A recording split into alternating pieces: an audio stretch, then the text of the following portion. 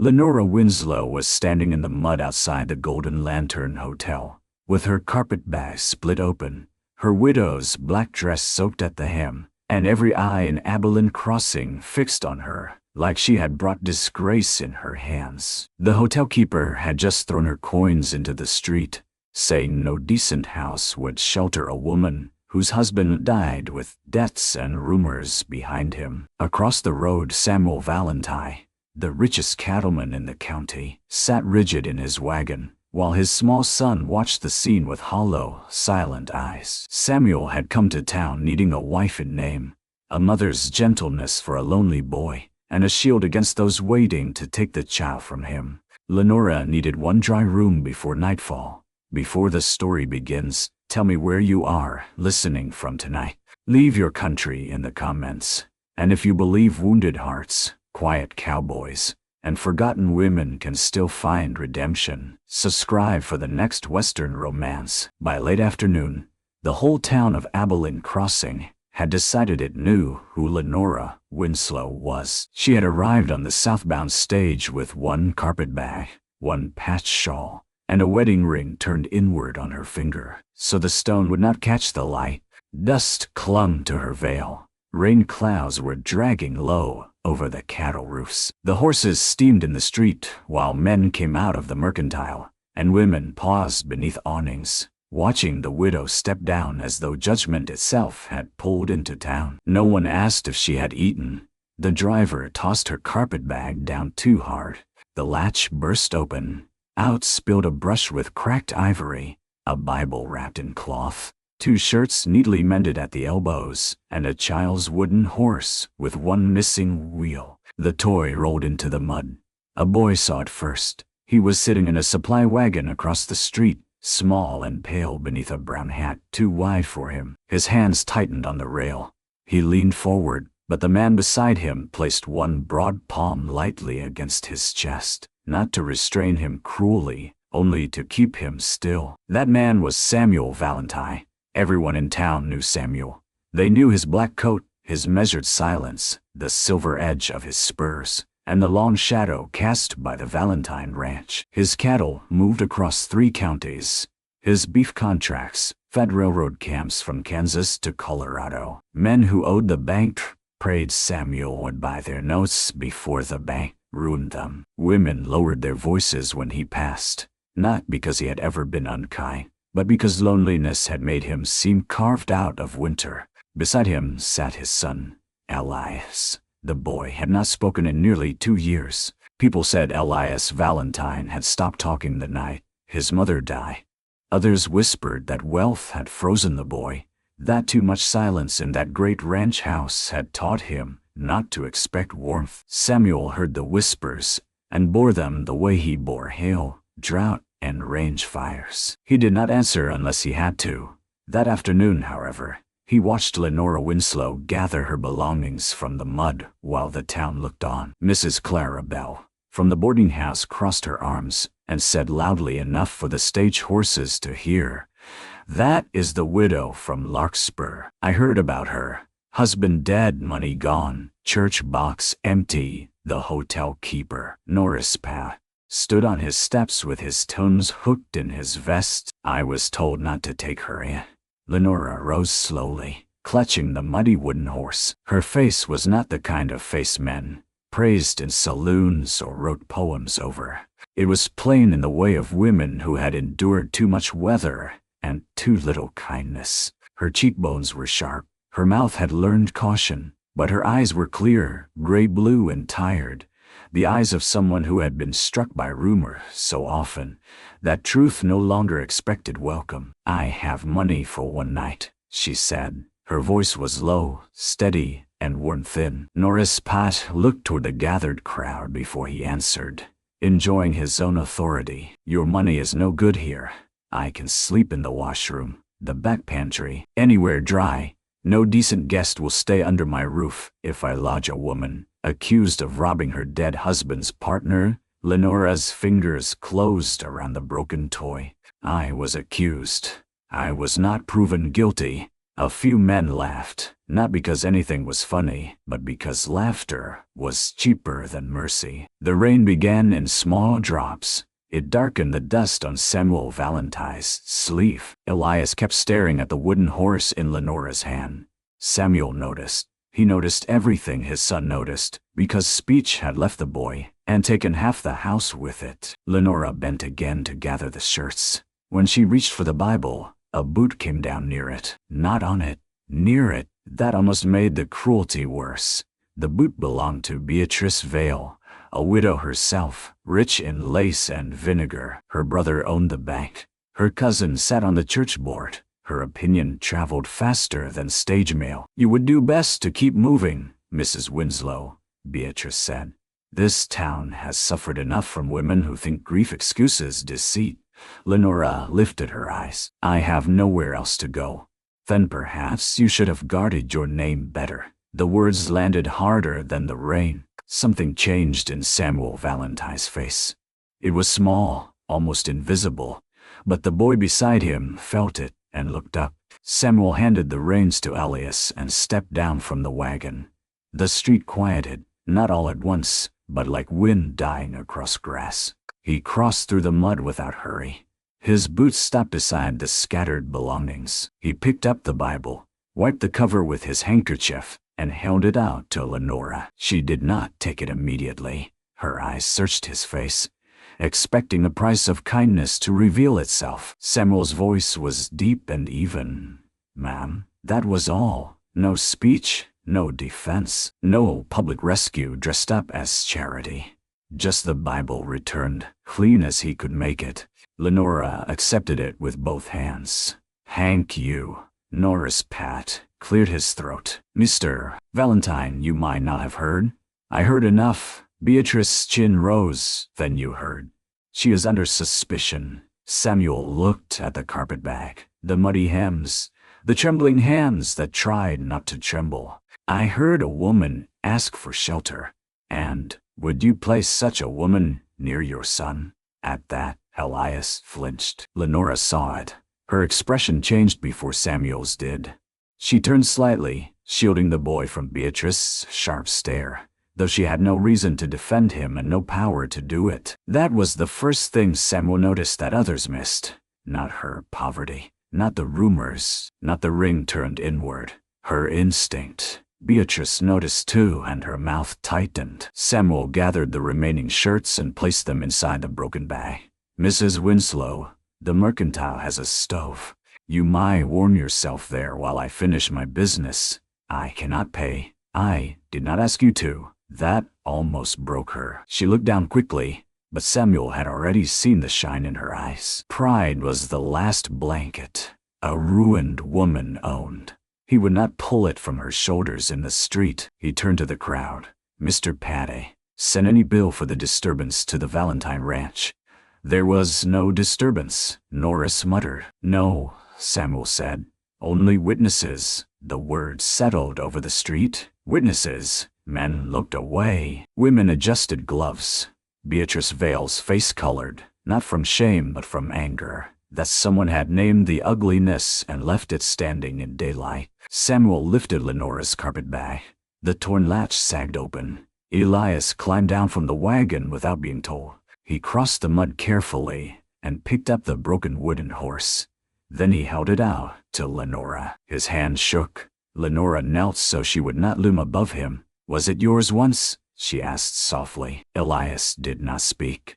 His eyes went to Samuel, then back to the toy. Lenora understood silence. She had lived inside it during the last year of her marriage, waiting for footsteps that did not come home, letters that did not arrive, a name that did not clear. She took the toy and wiped mud from its painted mane. "It is a fine horse. He only needs a wheel." Elias touched the missing place with one finger. Samuel watched his son breathe in as if he wanted to answer. No sound came. Lenora rose carefully. "I will keep him safe until he can run again." The boy gave the smallest nod. Samuel felt it like a door opening in a house he had thought abandoned. The mercantile smelled of coffee beans, lamp oil, leather, and rain-wet wool. Samuel Valentine brought Lenora inside through the side entrance, not the front. because half the town still stood pretending not to stare through windows. He set her carpetbag near the stove and asked Mr. Cawley, the shopkeeper, for coffee, bread, and a needle sturdy enough for leather. Cawley gave one glance toward the window, then another toward Samuel's face, and decided Christian charity was safer than gossip. Lenora sat on a crate beside the stove, with her hands wrapped around a tin cup. Elias stood close to Samuel, but kept his eyes on her bag, where the wooden horse lay with its broken leg exposed. The warmth made Lenora's soaked hem steam. She tried to tuck it beneath her skirt so no one would notice the fray. Samuel noticed and said nothing. He selected flour, coffee, salt pork, a bolt of blue calico, lamp wicks, and a small sack of horehound candy. When Cawley began totaling the order, Samuel added a packet of sewing needles. Lenora looked up. "I cannot accept clothing." "You are not accepting clothing." He placed the calico on the counter. "My housekeeper needs cloth. She ruins more aprons than any woman west of the Missouri." Cawley coughed into his hand, because Mrs. Peabody, Samuel's housekeeper, was known to keep aprons so stiff and white they could stand alone. Lenora knew a gentle lie when she heard one. She did not smile, but some of the tightness left her mouth. Elias took one horehound candy from the sack and held it out, not to Samuel, to Lenora. She looked at the boy as though he had handed her a gold coin. "Thank you," she whispered. He ducked his head, embarrassed by gratitude. Samuel felt a dull ache under his ribs. He had bought Elias toys from St. Louis, books with painted pages, a pony gentle enough to carry glass. He had hired tutors, doctors, even a music teacher from Topeka, who believed hymns might wake speech where grief had locked it. Nothing had reached the boy the way Lenora's care over that broken wooden horse had. Outside, thunder rolled. Samuel finished paying, then turned to her. "Where were you bound after Abilene Crossing?"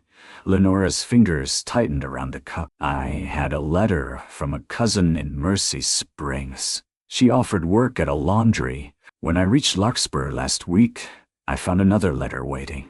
Her husband had died. She had gone east. So no one is expecting you. No, any kin, none that would claim me." A hard answer, given without bitterness. Samuel respected that more than tears. He looked toward Elias, who had moved to the stove and was laying the wooden horse on its side, as though deciding how the wheel might be replaced. "I have a ranch 12 miles north," Samuel said. "You might stay in the old schoolroom tonight. It has a stove and a bolt on the inside." Lenora set the cup down. "Mr. Valentine, I am grateful, but I cannot go alone to a man's ranch, not with my name as it is. Mrs. Peabody lives there, so do 3 hired hands, a cook, and my son. That will not stop tongues. No, don't all. But tongues do not freeze a woman to death. Weather does." She lowered her eyes. It was the first time he saw how exhausted she was, not merely tired from travel, but worn down by months of standing upright, because falling would give cruel people satisfaction. "Why would you do this?" she asked. Samuel did not answer at once. Through the window, he saw Beatrice Vale speaking to the banker, Amos Rusk. Rusk's silver-headed cane tapped the boardwalk while he listened. Beatrice glanced toward the mercantile, and the satisfaction in her expression told Samuel this was not ordinary gossip.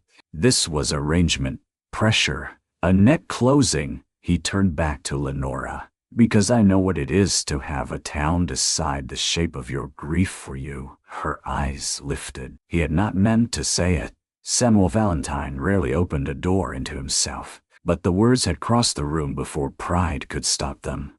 "My wife died 2 winters ago," he said. "By spring, people had made 3 stories of it. In one, I worked her to death. In another, she died lonely, because I loved cattle more. In the worst one, I was relieved to be free." Lenora's face softened. "Were any of them true?"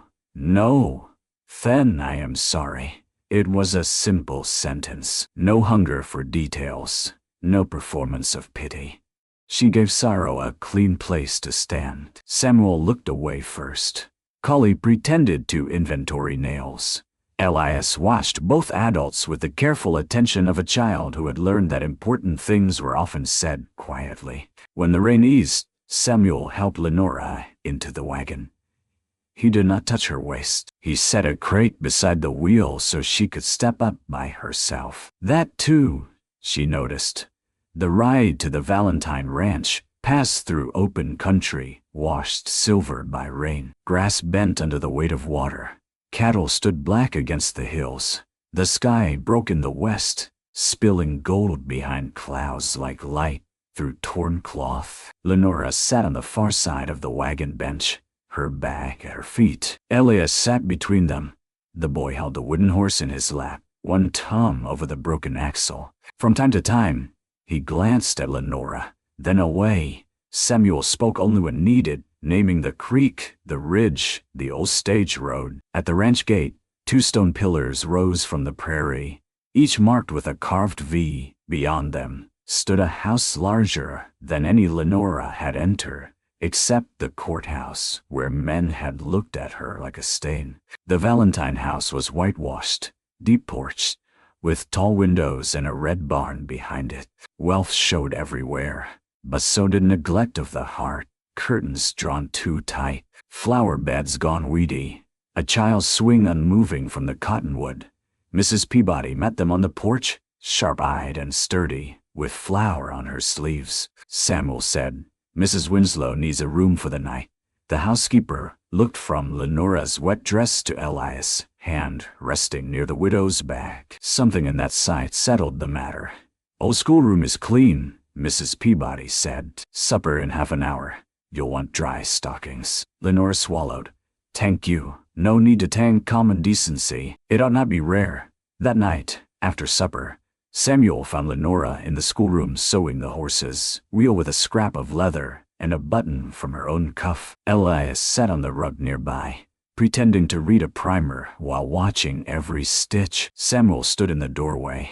"You have a steady hand. I have mended worse things than toys." Elias looked up. Lenora tied off the thread and rolled the horse gently across the floor. It wobbled, stumbled, then moved. For the first time in months, Samuel saw his son smile. It was small, fragile, gone almost at once. But it had been there.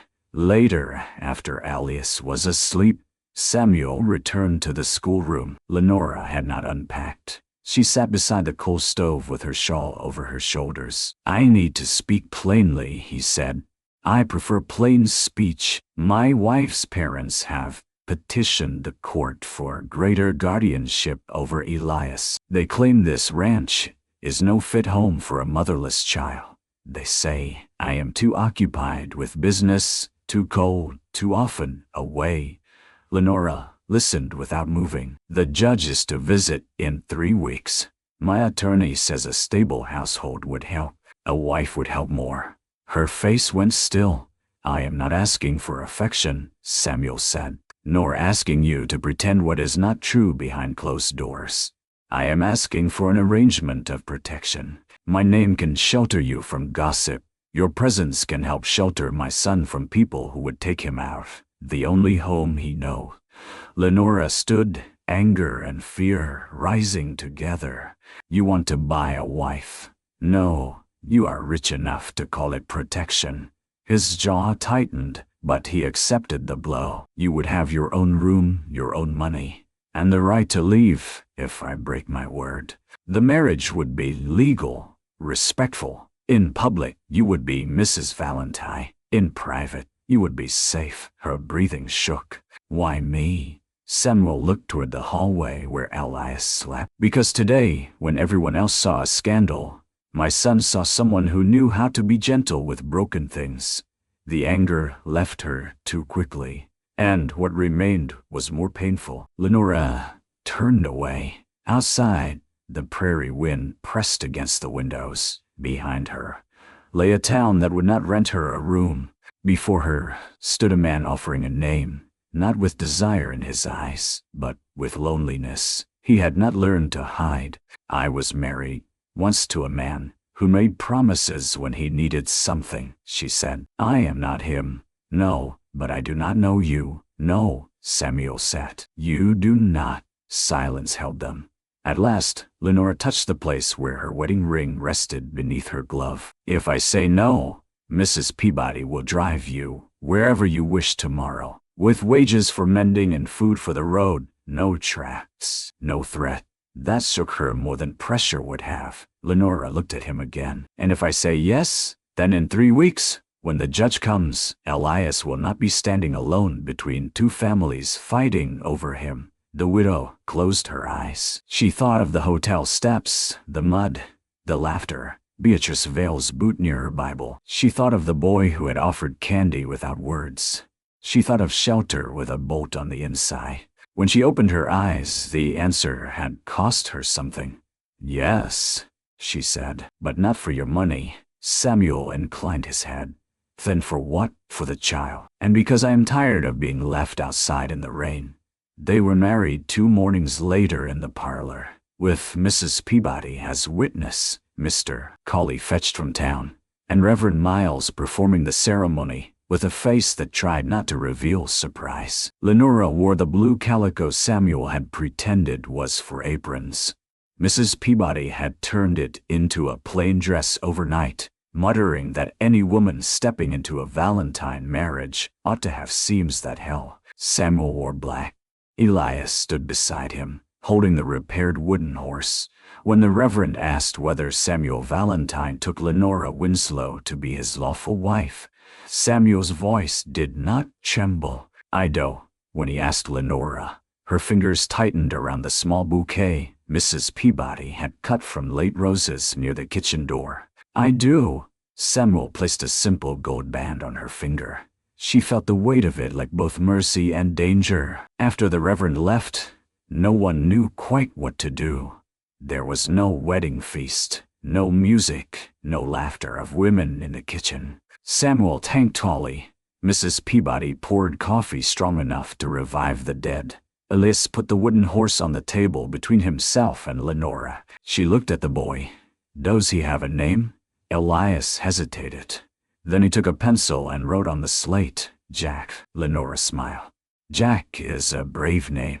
Samuel stared at the slate longer than necessary. His son had not written an answer to anyone in weeks. Marriage changed the house in small ways before it changed hearts. Lenora rose early, not because anyone demanded it, but because she had been poor long enough to know usefulness could be a kind of armor. She learned the rhythm of the ranch. Biscuits before sunrise, horses watered before the heat, ledgers in Samuel's office after breakfast, repairs stacked on the sewing table, Elias lessons after dinner. She did not try to mother him at first. That was perhaps why he came near. Children, like wounded horses, knew when kindness carried a rope. Lenora carried none.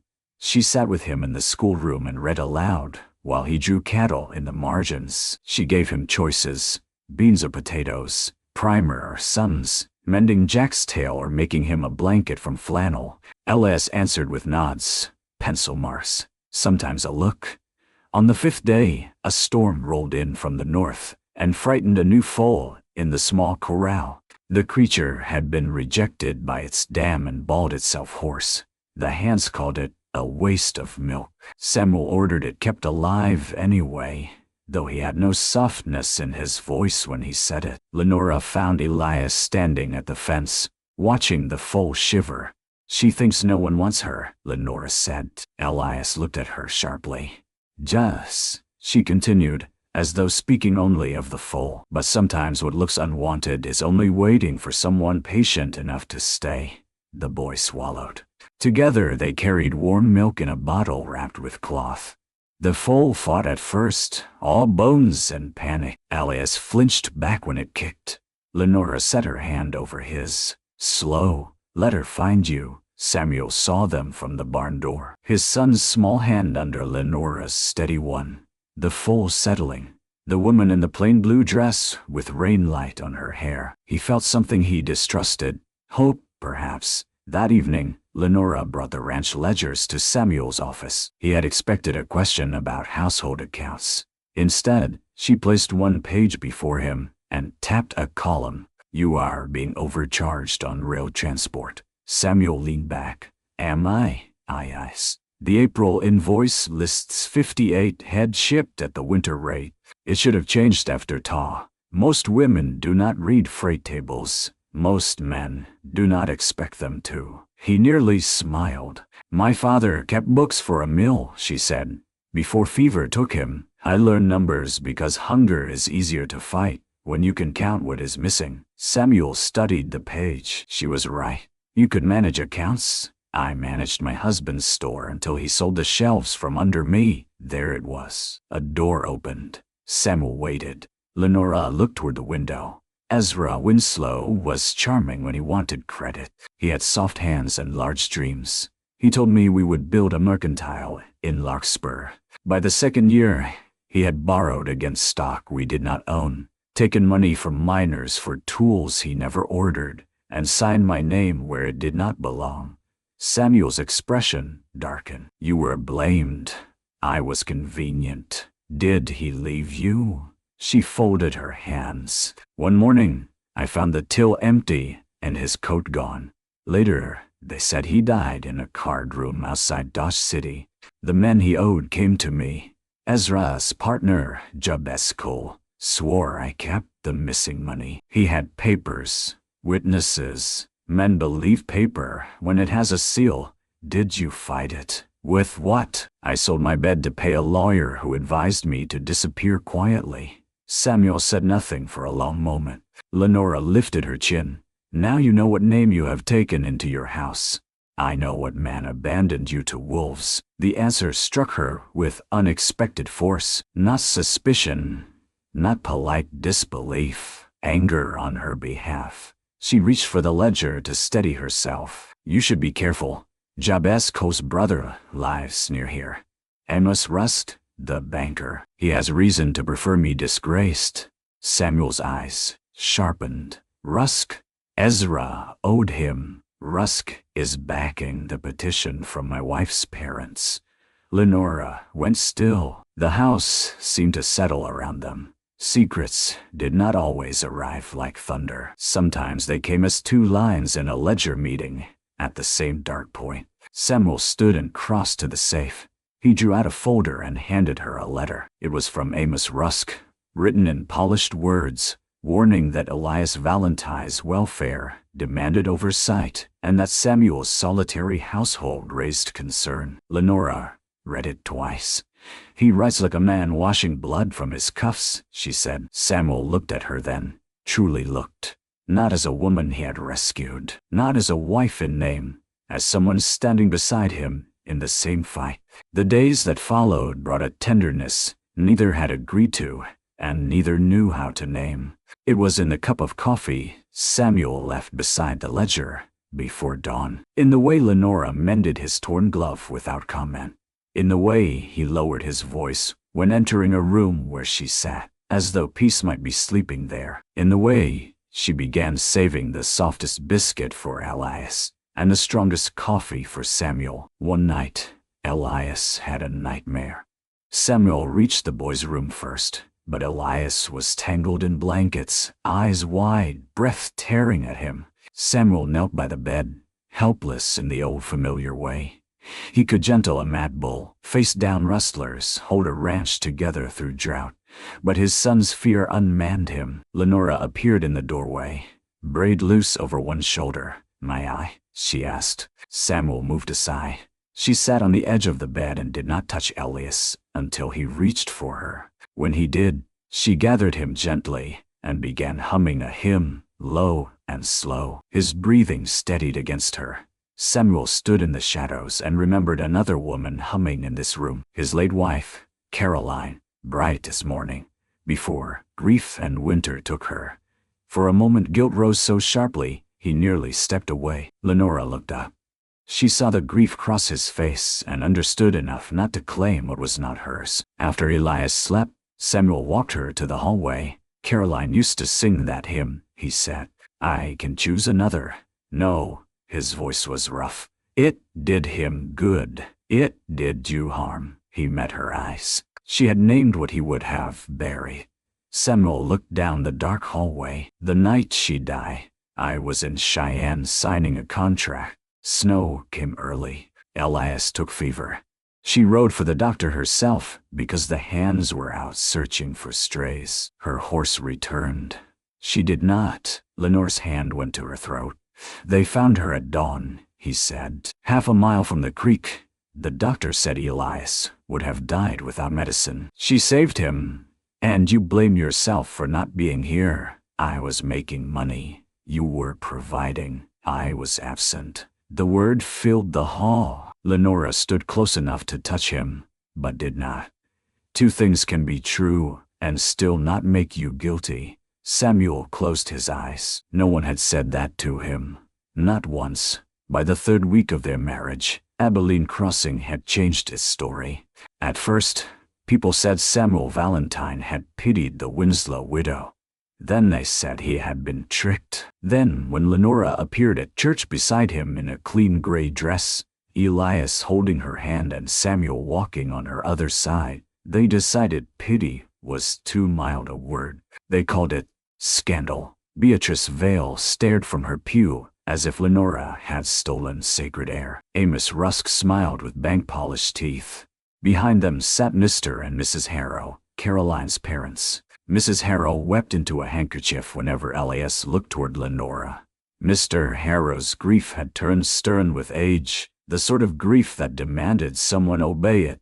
After service, Reverend Miles tried to make peace over lemonade on the church lawn. Mrs. Harrow approached first.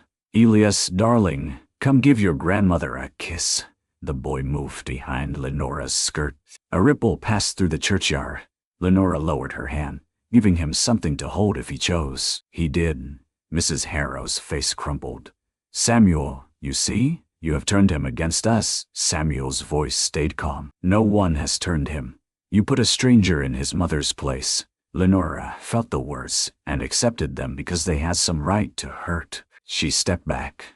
I do not seek to replace anyone, Mrs. Harrow. Beatrice Vale drifted nearer. Yet, you wear the Valentine ring quickly enough. Samuel's eyes hardened. Lenora spoke before he could. A ring does not erase the debt, nor does kindness. How beautifully said, Beatrice replied. One would hardly think you learned such speech while fleeing accusations. Elias' hand tightened. Samuel took one step forward. That was all, but several men nearby stopped, pretending not to listen. My wife will not be tried on church grass, he said. Amos Rusk tapped his cane. No trial is needed when reputation is already known. Samuel looked at him. Reputation is often a coat sewn by enemies. Rusk smiled. Careful, Valentine. A man fighting every whisper might find himself surrounded by truth. The judge's visit came 2 days later. Judge Whitcomb arrived in a black buggy with Amos Rusk and Mr. Harrow beside him. The law entered the Valentine house wearing dust and suspicion. Lenora had prepared coffee, bread, and a clean parlor. Elias sat at the table with his slate. Samuel stood near the mantel, broad-shouldered and still. The judge asked proper questions. Was the boy schooled? Did he eat well? Was the household orderly? Did Samuel travel often? Then came the question everyone had been waiting to hear. Mrs. Valentine, Judge Whitcomb said, you were formerly Mrs. Winslow of Larkspur. I was, and there are unresolved allegations concerning funds missing after your husband's death. Samuel's jaw flexed. Lenora kept her hands folded. There are allegations. No judgment was entered against me, because you left, because I had no money left to remain. Amos Rusk gave a soft sigh, a sorrowful distinction. Lenora turned to him. You knew my husband. I knew of him. You held his notes. Rusk's eyes cooled. Judge Whitcomb lifted a hand. This is not a court proceeding. Then, do not ask court questions in a parlor, Samuel said. The judge looked displeased. Mr. Valentine, your temper is not helpful. My temper is controlled. Lenora knew that was true. She also knew control cost him. Elias, who had been drawing on the slate, suddenly turned it around. On it was a picture of a house, a horse, a woman in a gray dress, a tall man in black, and a boy between them. Underneath, in careful letters, he had written, Home. Mrs. Harrow began to cry. Not softly this time. The judge's expression shifted, but Amos Rusk leaned forward. Children grow attached to whoever feeds them sugar. That does not answer whether this marriage was arranged to deceive the court. The room went cold. Lenora looked at Samuel. It was a quick glance, but every adult saw it. Rusk smiled. I thought so, Samuel said. My reasons for marrying are my own. And hers, Rusk asked. Shelter? Money? Escape from prosecution? Lenora rose. Enough. The words surprised everyone, perhaps her most of all. She stood straight, pale but steady. I married Samuel Valentine, knowing exactly what people would say. I married him because his son deserved a household where grief was not used as a weapon. I married him because I was cold and hungry and tired of begging decency from those who spent Sunday mornings singing about mercy. If that condemns me, write it plainly. Samuel's eyes moved to her face. The judge did not speak. Amos Rusk did. A practice speech. Elias threw the slate. It struck the floor and broke clean across. All eyes turned to him. His chest rose and fell. His mouth opened. No sound came, but his face twisted with the agony of words trapped behind grief. Lenora moved first. She knelt, not touching him. Elias, the boy's eyes filled. Samuel crouched on his other side. Rusk stood. This household is clearly unstable. Samuel rose then, and the room felt smaller. You will leave my house. The banker's smile vanished. I came with the judge. You will leave ahead of him. Judge Whitcomb gathered his papers, offended but unsettled. I will issue my recommendation within the week. After the buggy left, Lenora went to the kitchen and gripped the table until the white cloth blurred. Mrs. Peabody tried to speak, then thought better of it. Samuel found Lenora there after sundown. I am sorry, he said. She gave a short, broken laugh. For which part? Marrying me, trusting me, letting me stand in a room where your son had to hear my shame read aloud. For not stopping it sooner. You could not stop what follows me. I can try. No, Samuel, she turned. Tears stood in her eyes, but none fell. Kindness will not be enough. Rusk wants me disgraced because I know his name was tied to Ezra's debts. The Harrows want Elias because they love their daughter and cannot bear that life continued without her. Beatrice wants me gone because women like her need someone beneath them. You cannot outspend that. You cannot silence it by standing tall. What would you have me do? Let me leave before the judge rules against you. The words struck him harder than accusation. No. If I go, they lose their weapon. You are not a weapon. To them, I am. To me, you are my wife. The sentence stood between them, too real for the bargain they had made. Lenora looked away first. In name, Samuel stepped closer. Not only, the room changed. The stove ticked. Rain brushed the window like fingers. He did not reach for her. She both thanked him and hated him for that. Do not say things because you are afraid, she whispered. I am not afraid of wanting you here, but you are afraid of needing me. Samuel's silence answered. Lenora nodded, and that wounded him more than anger. That night, she packed her carpet bag. Lenora left before dawn. She took only what had been hers when she came, except for the gold ring. That she placed on Samuel's desk beside the ranch ledger, under a note written in a hand steadier than her heart. I will not be the reason your son is taken. Forgive me. Elias found the note first. Samuel heard the boy's cry from the hallway. It was not a word, not yet, but it was sound, raw and torn from the place where silence had lived too long. By the time Samuel reached the schoolroom, Elias was clutching the broken slate and pointing toward the road with desperate fury. Mrs. Peabody stood behind him, face gray. Her coat is gone. Samuel picked up the ring for one breath. Grief returned him to the morning carol eyes. Horse came home riderless. An empty coat, a road, a woman gone because he had not been there. Then he moved. Tell Caleb to saddle Orion, he said. Mrs. Peabody nodded. And the wagon? No, Dot. I ride faster alone. Elias grabbed his sleeve. Samuel looked down. The boy shook his head violently, then pointed to himself. No. Elias's face crumpled with rage. Samuel knelt. I will bring her back if she will come, but I need you safe here. Elias struck his own chest, then pointed again down the road. Mrs. Peabody's voice softened. He's sane. She is his too. Samuel closed his eyes. When he opened them, the decision had already been made. Hitch the light wagon. They found Lenora 5 miles south, near Miller's Creek, walking through low fog with her carpet bag in one hand. She had not gotten far. The bag was heavy, and she had slept little. When she heard the wagon, she stopped, but did not turn. Samuel climbed down. Elias scrambled after him and ran. Elias, Samuel called. The boy reached Lenora and flung both arms around her waist. She dropped the bag. Her face twisted as she tried not to weep. Oh, sweetheart. No, you should not have come. Elias held on harder. Samuel stopped a few feet away. He wanted to pull her into his arms. He wanted to demand why she had made decisions for all of them. Instead, he forced his voice to remain gentle. You left my ring. I had no right to keep it. You had every right. I gave it to you for an arrangement, for a marriage. She shook her head. Samuel, they will take him. They might try. They will use me. Then we stop them with truth. She looked at him with heartbreaking weariness. Truth is poor? No, he said. Truth is slow. That is different.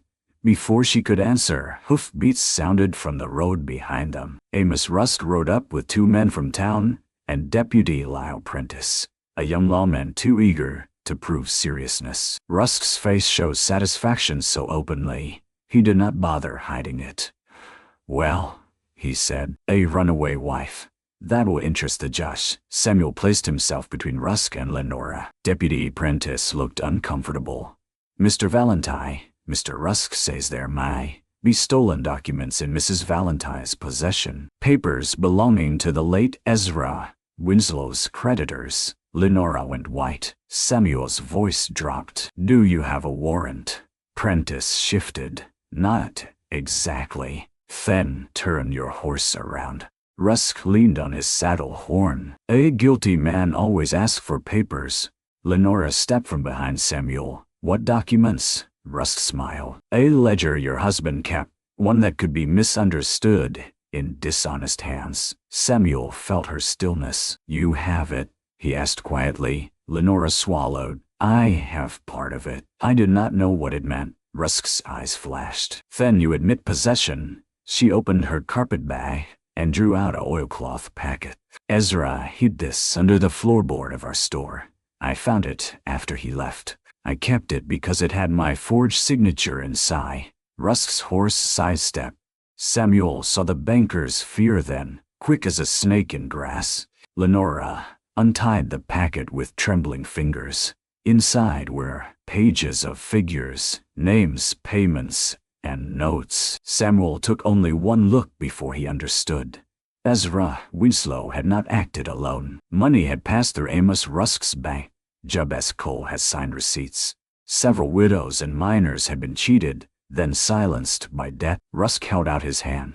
Those are stolen. Samuel folded the papers and placed them inside his coat. They are evidence. Rusk's voice sharpened.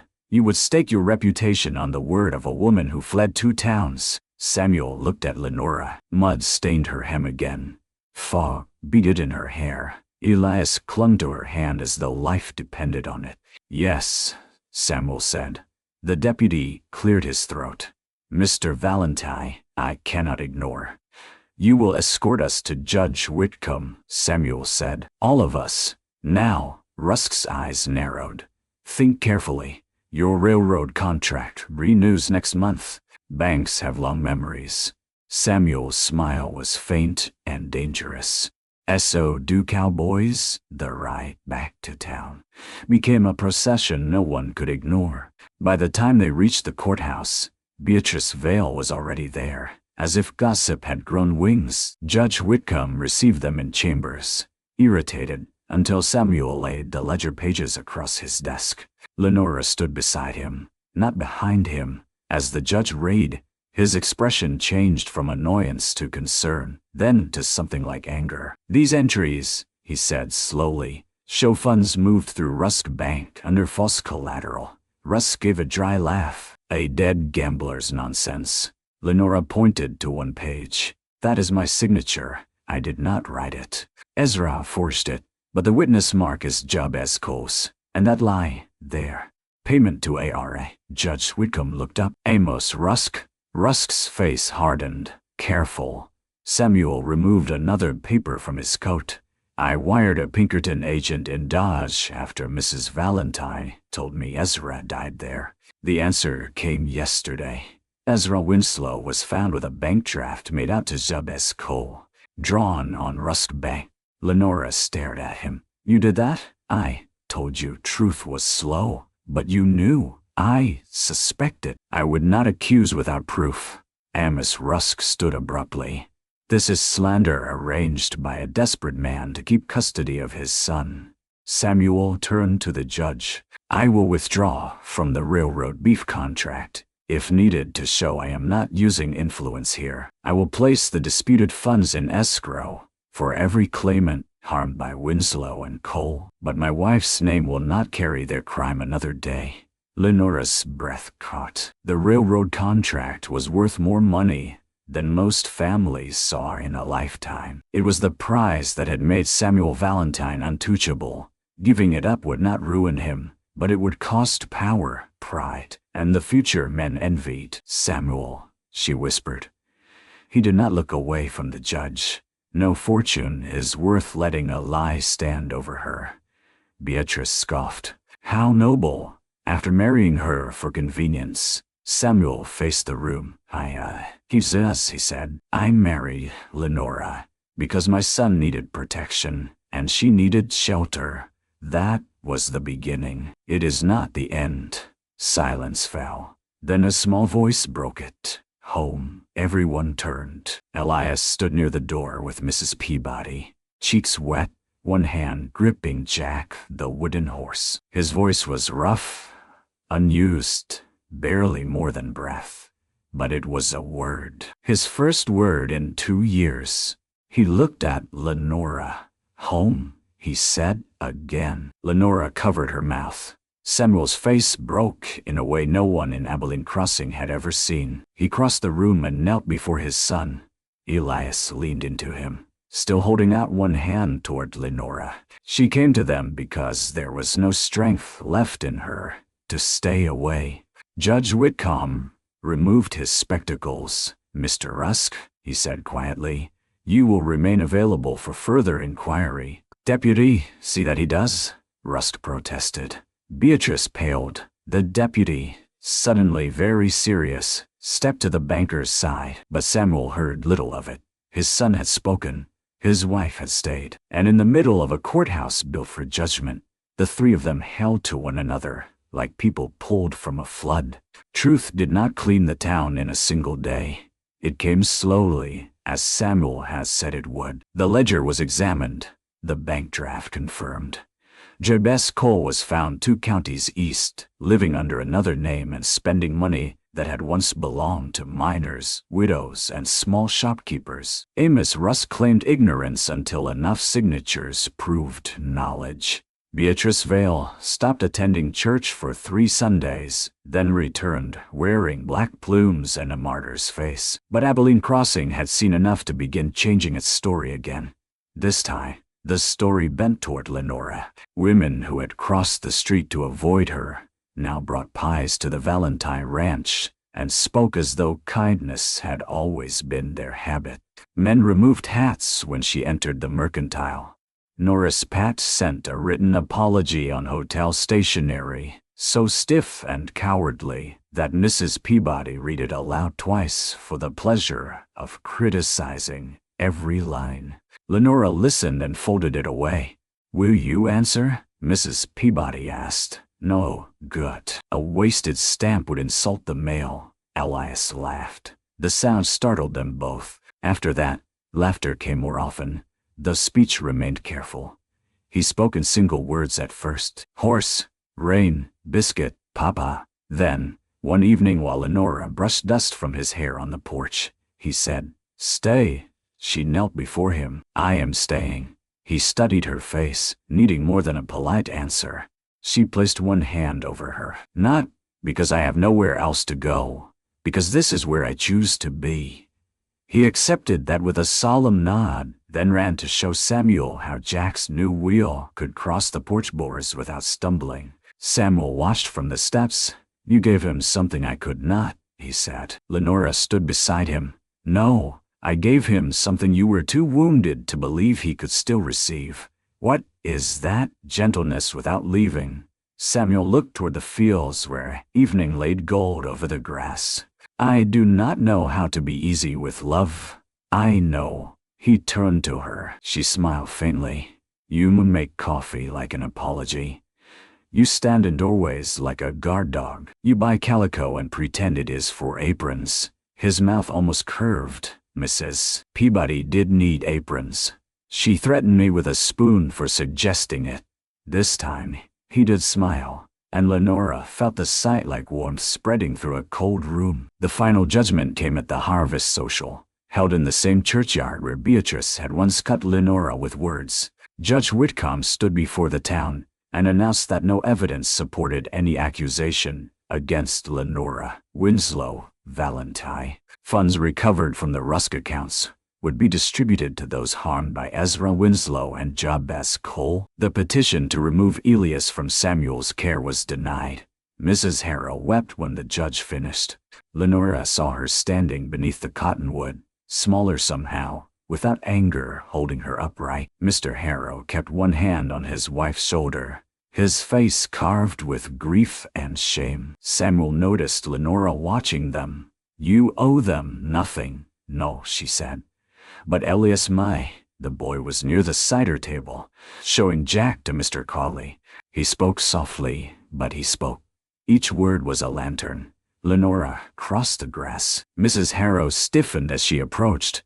"Have you come to hear me apologize?" "I came to ask if you would like to sit with Elias a while." The older woman's face changed. "I do not deserve that," she whispered. "No," Lenora said gently, "but grief has already taken enough from him." Mrs. Harrow pressed the handkerchief to her mouth. "I loved my daughter. I know. I saw you and thought he was forgetting her." Lenora looked back at Samuel, standing tall and watchful near the church steps. "He is not forgetting. He is surviving." Mr. Harrow's voice broke. "And Samuel, he is surviving too." That afternoon, Elias sat between his grandparents and told them, in halting words, about the foal who had learned to drink from a bottle and the wooden horse named Jack, and how Mrs. Valentine could mend anything except cracked slate. And even that she had tried. Mrs. Harrow cried through most of it. Lenora gave them room. She stood near the edge of the social, where women laid quilts over tables and men argued over cattle prices with less cruelty than usual. The air smelled of cider, hay, and wood smoke. For the first time since arriving in Abilene Crossing, she felt no urge to search for an exit. Beatrice Vale approached before sunset. Lenora saw her coming and straightened. Beatrice stopped an arm's length away. Her face held pride badly stitched over defeat. Mrs. Valentine, Mrs. Vale, I was misinformed. Lenora waited. Beatrice's mouth tightened. "About Larkspur, I.S." Another silence. I spoke harshly. "You spoke falsely." Color rose in Beatrice's cheeks. "I suppose you expect me to humble myself in public." "No. I expect you to remember how easily a woman can be ruined when another woman enjoys the sound of it." Beatrice looked away. Lenora did not need more. Some apologies came too late to be useful. Some people deserved to be left alone with the mirror truth handed them. As Beatrice walked off, Samuel came to Lenora's side. "You stood like a queen," he said. I felt sick. "Queens likely do." A soft laugh escaped her before she could stop it. Samuel offered his arm. It was a formal gesture, proper enough for any churchyard. Lenora looked at it, then at the faces around them. People were watching. They always watched. The difference was that today, their watching no longer owned her. She placed her hand in the crook of his arm. Samuel covered it with his own, not briefly, not politely. He held her there in public, in the open, before the town that had once left her in the mud. They walked toward Elias together. The boy saw them and waved Jack above his head, calling, "Mama, Lenora." The words stopped her. Samuel felt her hand tremble. Elias froze, uncertain if he had done wrong. Lenora left Samuel's arm and knelt in the grass, heedless of her dress. "May I be that?" she asked softly. Elias nodded. She opened her arms. He ran into them. Samuel stood above them, one hand over his mouth, eyes bright, with everything he would not hide anymore. Later, as the sun lowered and the social lanterns were lit, Samuel drove his family home. Elias slept against Lenora's side, one hand clutching Jack. The repaired wheel tapped softly against the wagon seat with each turn. The prairie rolled wide around them, no longer empty but waiting. At the ranch, Mrs. Peabody had left lamps burning in every front window. The house glowed across the dark like a promise kept. Samuel carried Elias inside and laid him in bed. Lenora tucked the quilt around the boy's shoulders. He stirred once and murmured, "Home," then slept. In the hallway, Samuel took Lenora's hand. She looked down at their joined fingers. "You do that more easily now." "No," he said. "I only know better than to waste chances." They walked out to the porch. Night had settled over the Valentine ranch. Cattle shifted in the distance. The orphan foal nickered from the barn, stronger now, no longer fighting the bottle. Stars opened one by one above the prairie. Samuel reached into his vest pocket and brought out the ring she had left on his desk the morning she ran. Lenora's breath caught. "I kept it with me," he said. "I was afraid to put it away." She held out her hand, but he did not slide it on yet. "Lenora Winslow Valentine," he said, voice rough with feeling. "I first asked you to marry me because my son needed someone gentle, and you needed shelter. I will not pretend it was nobler than that. But I am asking you now because this house is cold without you, because Elias smiles when you enter a room, because I have spent years mistaking loneliness for strength, and because I love you." Tears slipped down her cheeks. He looked frightened then, more frightened than he had facing Rusk, the judge, or the whole town. Lenora touched his face. "I was left once by a man who made me feel like a burden he could set down when the road grew hard. I thought shelter was the most a woman like me could hope for. You are not a burden." "No," she whispered. "Not here." She stepped closer. "I love you too, Samuel Valentine, not because you rescued me from the rain, because you let me stand beside you after." He slid the ring onto her finger. This time it did not feel like a bargain. It felt like a home built plank by plank, word by word, sacrifice by sacrifice, until even wounded hearts could trust the roof. Samuel bent his head and kissed her with a tenderness so careful it hurt. Lenora held his coat and kissed him back beneath the porch light while the prairie wind moved softly through the cottonwoods. In town, people would tell the story for years. Some would say the millionaire cowboy found a wife for his lonely son. Some would say the misjudged widow found shelter when the whole town shut its doors. But those who saw them later, walking into church with Elias between them and Samuel, holding Lenora's hand where everyone could see, knew the truer ending. A boy had found his voice. A woman had found her honor. A cowboy had found the courage to be tender. And in a white house on the open prairie, where lamps burned warm against the dark, Lenora Winslow Valentine was never left outside in the rain again.